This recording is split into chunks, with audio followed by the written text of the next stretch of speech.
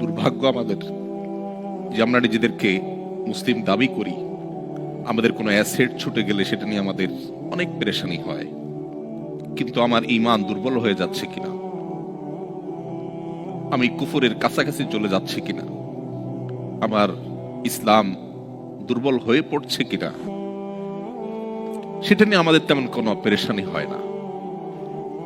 আজও যে সমস্ত মুসলিম পৃথিবীর বিভিন্ন প্রান্তে, এমনকি মুসলিম সমাজ এবং সোসাইটির মধ্যে বসবাস করেও নিজের ইসলামী আইডেন্টিটি ধরে রাখতে পারেন না, তাদের সবচেয়ে বড়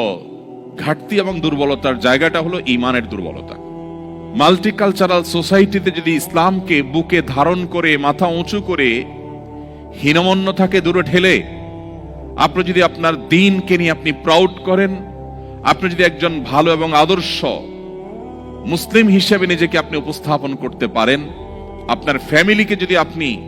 গড়ে তুলতে পারেন, সন্দেহাতীতভাবে এটা বহুমুখী চ্যালেঞ্জিং।